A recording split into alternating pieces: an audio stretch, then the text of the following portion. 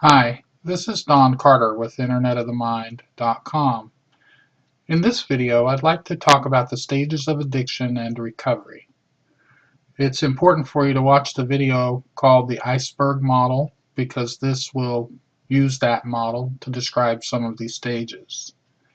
If you haven't already seen the video, you may want to double back and review that one on my website, InternetOfTheMind.com, or on my YouTube channel.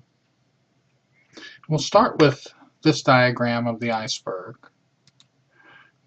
This is a representation of the addiction cycle. The tip of the iceberg represents a few of the kinds of addictions that we can see in clinical practice and in the world. There are food addictions, alcohol addictions, drugs, sex, gambling, work addictions, addictions to drama, chaos, addictions to people. There are all kinds of addictions, and in fact there are over 200 12-step recovery programs for various kinds of addictions at last count. But these addictions have to do with seeking comfort and relief for the pain described in the iceberg model, abandonment, shame, and contempt. Whether that pain originated in childhood or through the progression of the disease of alcoholism or drug addiction or some other addictive process, the addiction itself was meant to be a solution to that pain. And because there was a love and trust relationship with an object or an event, that addiction ended up turning on the addict to the point that it increased the abandonment, shame, and contempt. Because through addiction we abandon our self-esteem, our relationships, our money, our goals, our dreams. We end up with more and more shame related to the failures associated with the addiction, the broken promises, the broken relationships, the broken job opportunities, and then we fill up with either contempt for ourselves for making all these mistakes or contempt for all the people trying to change our addictive behavior. And because the pain in the iceberg grows, that increases the need for comfort and relief, which then increases the pain, and you can see the cycle. Sooner or later, the addiction gets out of control to the point where hopefully the pain increases to the extent that we hit bottom. And you're bound to crash going 90 miles an hour down a dead-end street. And that's not always such a bad thing, because hitting bottom brings the opportunity of recovery. It takes quite a bit of pain for an addictive process to be broken enough for the addict to be able to take a good, honest look at what's been happening. And that pain can be our friend in that case. It can lead us into an opportunity for recovery. And if we should choose that opportunity, then we need to learn about these stages of addiction and recovery. And this diagram outlines the stages of both. The red line in the downward direction represents the process of addiction. The green line represents the process of recovery. The green dotted line is the transition out of addiction and into recovery. And you can see with addiction there's an early, crucial, and chronic stage. The early stage are when telltale signs of addiction will show up. The crucial stage is where we need to arrest the disease of addiction in that stage so that we don't move on to the more chronic stage. If we get into the chronic stage of addiction, the chances of recovery are reduced and the complexity involved in treatment is increased because there's a lot of physical, emotional, mental, and spiritual damage by that time. And we'll go into those stages here in a moment. Transition and stabilization lead us into the recovery process, which also has an early, middle, and late stage, and we'll cover those as well. The early stage of addiction has some pretty important telltale signs. Now, there's been over 90 symptoms and signs of addiction. We're not going to cover all of them, but we'll cover the hallmark signs of each stage. And this is the early phase, or the early stage of addiction. The signs include relief using of the addictive process, whether it be drinking or sexing or gambling or working too much. Then there's an increase for the addictive behavior or the addictive substance. And there's a preoccupation that starts out kind of small and then continues to grow over time. The preoccupation may be as simple as just reminding myself occasionally that 5:30 is coming up. I'll be off work and able to engage in the addictive behavior. Later in the late stages of addiction, preoccupation turns to obsession. For addiction to flourish and grow, there also needs to be a system of denial, which creates a world of delusion that the addict and even family members can get caught up in. And denial can get pretty strong, and the delusion can take over, and there is no getting through to an active alcoholic or addict of sorts because they can't see the truth of their addictive behavior. Loss of control, again, can start out very simple. Simply deciding I'm going to have one beer after work turns into 3 or 4 beers and I'm late for supper. Then that's a loss of control. A minor one at first, but they continue to increase in frequency and in duration and in amount. And so this loss of control grows over time to what we see in the later stages, especially the chronic stage, as maintenance drinking, having to get up at 2 in the morning to have a drink so I can sleep at night, or engaging in the behavior at all hours of the day. Continued use despite negative consequences. DWIs, broken relationships, broken promises, money troubles, anything that has a strong negative consequence that's explained away, justified, rationalized, or otherwise accepted is the addict becoming willing to pay a heavy price to continue the addictive behavior. And so continued use despite negative consequences is a major hallmark of addiction. Sneaking, hiding, stashing the addictive activity or object is also a telltale sign. In the middle stages, we start to see some pretty pervasive damage to the most important areas of our life. In clinical terms, our psychosocial functioning becomes impaired. We begin to have family problems. Maybe at first they're minor family squabbles, but after the middle and late stage, then these squabbles can be something along the lines of being in our 3rd marriage or losing our 4th marriage. Social problems can occur.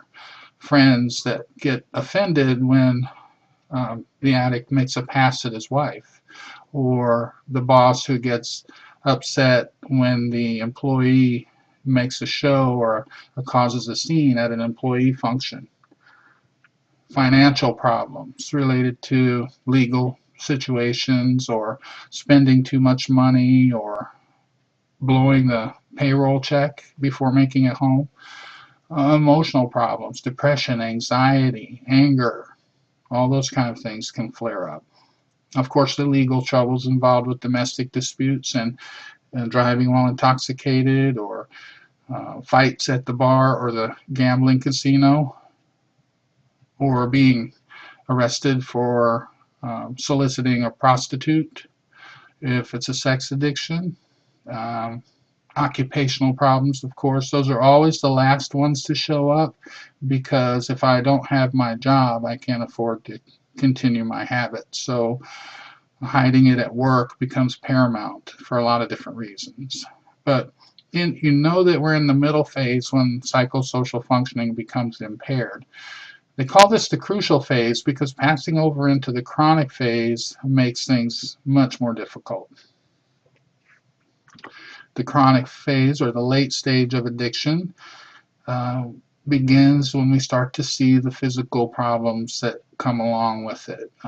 Stomach problems or respiratory problems or heart trouble from high blood pressure, stress-related problems, migraine headaches, withdrawal syndrome. When the activity or the object is not being engaged with, then there's a period of withdrawal with increased anxiety and restlessness and paranoia and cravings and so forth. Then there's a collapse of the alibi system. Things are so bad in the late stage that there's no excusing it away, justifying it, or rationalizing it. And then there's drinking or using the addictive process just to feel normal, just to be able to function. Obsession replaces preoccupation.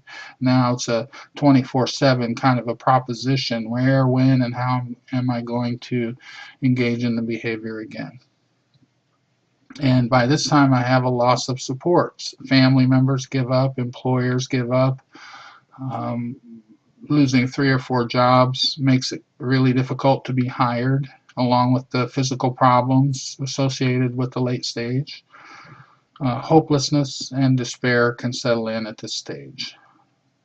And there's a kind of a two-edged sword because the physical problems are combined with the emotional problems associated with trying to stop using. The depression and anxiety can be so bad that the addicted person may want very badly to stop, and when they try 2 to 3 days into it, the pain from the withdrawal kicks in, and they may relapse or return to using in order to make that pain go away. So I put this in here, dual progressions, to highlight one fact, and that is that codependency is also an addiction, and addicts of all different sorts tend to find themselves attached to codependents. And codependents have an addiction to the outside. They need an external focus. And what better external focus than a problem person? Someone to fix or rescue or bail out or try to control or argue with. And this is not a premeditated decision, but it's one that the codependent finds themselves falling into, subconsciously programmed with a love map that's compatible with an addict. And since codependency is an addiction, it's a parallel disease process. The codependent has relief using and drinking. Maybe they're eating for relief, or using medications for relief, or even drinking a little bit for relief. There's an increase in tolerance for the addictive behavior of the problem person. There's a preoccupation. What's that problem person doing now? It's lunchtime. I wonder where they're at. There's denial and delusion. This is just a phase. If I just help him along, he'll be okay. There's a loss of control over eating or over yelling at the kids or losing our temper, and emotional loss of control. There's continued use of enabling behaviors despite the serious negative consequences, DWIs and bailing them out of jail and calling into the employer and making up stories about why they're late or not there again. There's sneaking and hiding and stashing of relief objects and so forth. With codependency, there's also the family problems, the social problems being that the codependent has to screen all the calls to decide which invitations to accept, just to make sure that we don't choose to go somewhere where the addictive behavior is tolerated. And so friends can get snubbed and feel bad, or other social problems, embarrassments at the local restaurant during family night, and those kinds of things. Financial problems, of course, emotional problems, depressions, anxiety, legal problems, domestic disputes and ex partes and restraining orders. And then, of course, there can be occupational problems with codependency as well, because the codependent, being obsessed and caught up with the addiction of the problem person, can arrive late to work or leave for lunch early, or not be able to perform up to par due to exhaustion or depression or preoccupation. And the codependent can also enter into a late or chronic phase. They begin to have physical problems, high blood pressure, ulcers, migraine headaches, fibromyalgia, chronic fatigue, you name it, all kinds of stress-related disorders. There's a withdrawal syndrome with codependency. They may set a boundary and they may kick the problem person out, but 2 to 3 days later be suffering from aloneness too much and allow that person to come back just to make the withdrawal symptoms go away, the anxiety and the ache on the inside.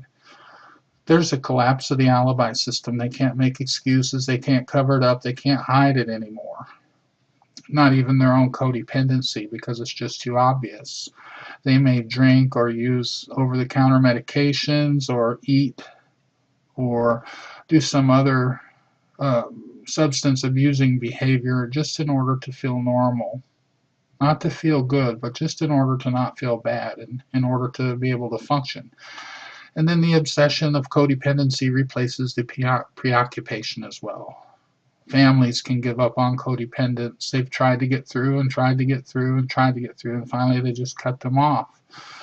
Employers can give up and let the codependent person go, especially as the addiction worsens, leading to more hopelessness and despair. So it's a completely parallel process that the codependent gets just as sick or sicker as the addictive person in this family illness of addiction. Okay, so let's spend a little time now talking about the stages of recovery. And in this case, with Prochaska, Norcross, and DiClemente from 1994, who came up with a model on motivational interviewing for counseling addiction, people affected with addiction and their family members, they identified these 5 stages of change. And the first stage is actually pre-contemplation. This is before the question is the drinking or sexing or gambling or problem, before anything even becomes a question. That's pre-contemplation. There's no contemplating it even. But as soon as something happens and the question comes up, maybe this person has an addiction problem, then the contemplation can begin. And let's say it's an alcoholic person and they're just fresh off of their first DWI, and someone's been telling them they've been drinking too much. They start to finally question that themselves, and as they do internally, each of us have our own lawyer, a defense attorney, and a prosecutor. And the prosecutor, the internal prosecutor, is presenting a zealous case about why I should really take a look at my drinking, while the defense attorney inside is presenting a zealous case about why my drinking's not a problem. And the battle goes on until the internal judge makes a decision, and that's at the green arrow where it moves us into preparation. When the judge makes a decision, it has 3 components. The judge decides what the name of the problem is, how bad it is, and the plan, what to do about it. And then, having a plan, we move into action, putting that plan into action. If the action plan works, then we have reached the maintenance phase, which helps us exit the recovery wheel, otherwise known as the merry-go-round of denial. And if the maintenance plan, the action plan does not maintain, then we end up in relapse. And relapse will send us right back to the contemplation stage. And we may go around this merry-go-round 200 or 300 times. And to give you an example of a common trip around the merry-go-round, let's say the alcoholic, the internal judge decides, okay, yes, there's a problem. The name of it is, my wife thinks I drink too much. How bad is it? Pretty bad. She's going to leave me. What do I need to do about it? What's my plan? I need to go underground with my drinking, maybe just sneak a few drinks out in the garage while I'm working on things. And if that plan works, then I'm in maintenance and can get off the wheel. If I somehow, sooner or later, get busted again, get caught drinking, or have another problem related to it, the relapse is in place, and then I'm back in contemplation. And then maybe later on, the judge decides, yes, I have a problem, it's alcoholism. How bad is it? Pretty bad. I've lost 2 wives already. What do I need to do about it? I need to reach out for help. So my action plan is to go into treatment. If that works, I maintain and exit the wheel with a good solid recovery program in place after treatment. And if I continue following that recovery plan and doing all the things necessary, I have a good chance of staying off the wheel. But if my plan is not effective enough and I don't follow through with my plan, then I relapse and I'm right back at contemplation. This time, what do I do about not staying in recovery? What's the problem here? And the problem may be that, okay, I stayed away from drinking and I've abstained, but I haven't gone to any meetings, or I haven't gone to enough meetings, or I haven't done the counseling, or I haven't done the follow-up and the aftercare. So all those kinds of things can happen even in recovery.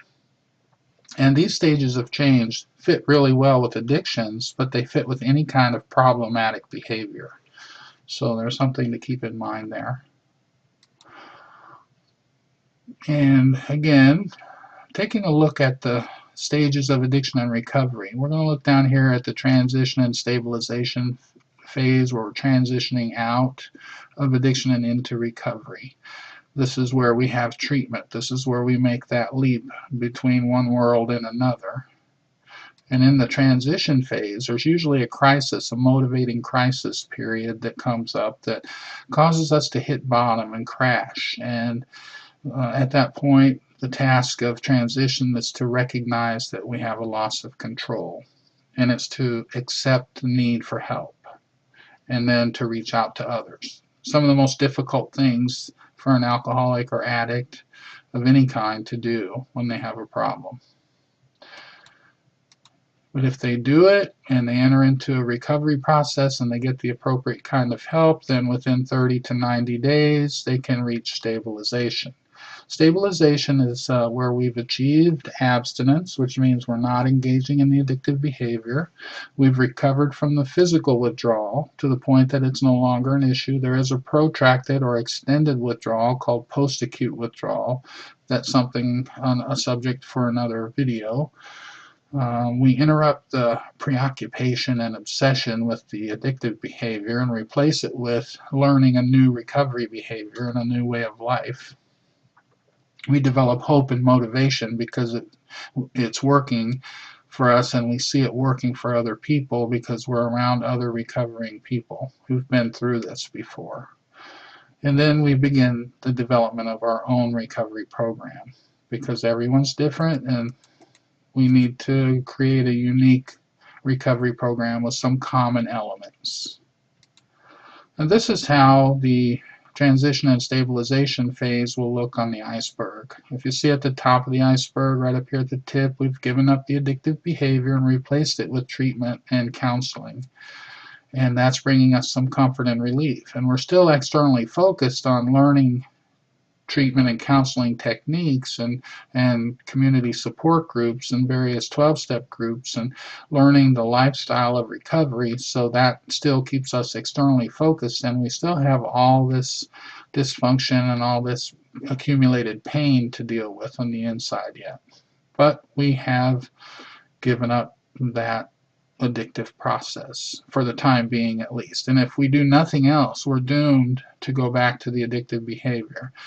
The tip of the iceberg is needing to be dealt with first, but everything else must be dealt with at some point, and in the recovery process it shall. In the early phase of recovery, that would be somewhere around 6 months to a year, the tasks are to deal with the drinking problem and the thinking problem, the physical healing, getting over the withdrawal syndrome, healing up the physical damage associated with the drinking or the drugging or the gambling and the stress and different kinds of physical problems that come up with addiction, giving our body time to heal, giving it the right kind of diet, sleep, and exercise. And we are also dealing with the psychological healing, that thinking problem. We created a world of denial and delusion, and it's woven into the fabric of our thought, and to unweave that system of denial from our thinking takes a lot of rigorous honesty, openness, and willingness, and it takes a while to straighten that thinking out. And initially, if we're in a 12-step program, then we're working on steps 1, 2, and 3 in this phase. Now, in early recovery, after we've stabilized and gone through transition, you'll notice at the tip of the iceberg now we've internalized a recovery program, not just a connection with other recovering people. Now we're actually engaged in working a recovery program and starting to receive some of the benefits of that. We've gotten honest, open, and willing. We've started giving up control. We've even begun turning our focus inward as we've begun step work.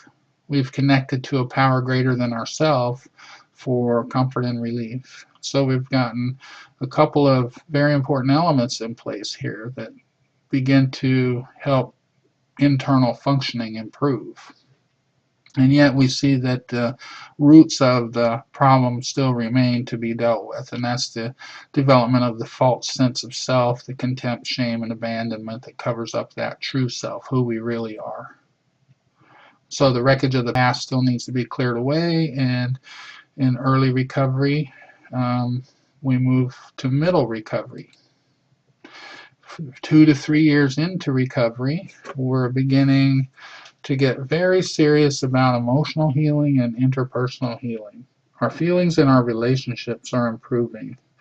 We have graduated and moved out of the need to be so vigilant about our physical and thinking problem that we can start to focus on more advanced issues. That doesn't mean we let up on what we've accomplished in the early phase. It just means that we begin to change our focus to go a little deeper and deal with these feelings and intimate relationships. And we work on steps 4, 5, 6, 7, 8, and 9 in this 2 to 3 year period. Generally speaking, everyone has their own pace, but typically this is where we get into real good house cleaning, and that's what steps 4 through 9 do. Is where we first go in and start really cleaning out a lot of the abandonment, shame, and contempt. And here's how it looks on the iceberg. The recovery program is still internalized. We got more honest and open and willing. The step work is internalized as well. It's becoming part of us. And we've engaged in the 7 S's outlined by John Bradshaw. Those 7 S's are the most important things for healing the internal wounds of abandonment, shame, and contempt. The first one is socialization. That means come out of hiding, join a 12-step group, join a church group, join a therapy group, go somewhere where you can come out of hiding. And then you can do number 2, self-disclose. Begin to share who you really are, who you think you are, who you're learning about you are. And that's self-disclosure. And then becoming more and more sensitive to the system, family system that we came from, and how that affected us, and how the problems in our family were passed on from one generation to the next, and how we can stop that ball from rolling downhill. But then we have to change that self-talk. We have to listen to the inner critic and take out the shame from that inner criticism and just keep the part of the criticism that's meant to be analytical and helpful. We do need to have a part of us that can be helpfully critical, but not hurtfully critical. And then there's self-love, which is more than just wrapping ourselves in a blanket and saying nice things in the mirror. Self-love is doing the work of recovery. It's getting to bed on time. It's getting up on time. It's discipline. It's giving ourselves time, attention, and affection. And it's taking care of ourselves. Surfacing the pain, which is what we're doing with the step work, is digging up and cleaning house. And then spirituality, which is the big S. It's the one that is responsible for the primary healing. And as you see, this false self begins to shrink up and to heal, as any other wound can heal, because it's getting the medication or the treatment. Then it begins to heal. We've initiated the healing process, and as a result, the true self begins to emerge, and we begin to learn things about ourselves we never knew through this recovery process. And we learn our purpose, our meaning in life, which sets us up for the late stage of recovery, 3 years and up. The tasks in the late stage are spiritual healing. That's healing that relationship with God as we understand God and living according to the way we feel He would lead us to live, which helps us find out more and connect more with our true self, which is self-actualization. It's becoming everything that we were meant to be, everything that we can be, and now our life is back on track and we're in growth mode, and we no longer have to worry about stress and survival mode. We do need to be able to manage stress, but stress doesn't manage us because we're in control of our recovery. And so we maintain a healthy recovery program, and we continue to grow. And we do this for the rest of our life, and things just keep getting better and better. And these steps 10, 11, and 12, the maintenance steps, are the ones that are the focus in that stage. And here's what the late stage of recovery looks like. The internalized recovery program remains, the honesty, openness, and willingness directed inward. We don't have a need for comfort and relief from the outside. We don't have a need to wear a mask or control other people's impressions of us. We don't have anything to cover up anymore because we've connected with our true self, and that radiates outward and connects with our higher power, and we find life as it's meant to be, enriching, rewarding, with purpose, productivity, and meaning. And so the moral of the story is that when we're living the way we were intended to live, that's when things get better. And so happiness is a byproduct of living that way. It's not something we can look to something outside of ourselves, like an addictive process, to find happiness, or material things to find happiness. We find happiness within. Happiness is an inside job that comes with self-actualization. And that is the conclusion of this video, Stages of Addiction and Recovery. We'll have many more to come. Thank you for watching, and check us out on internetofthemind.com. Let us know if you have any recommendations or requests. Thank you again for watching.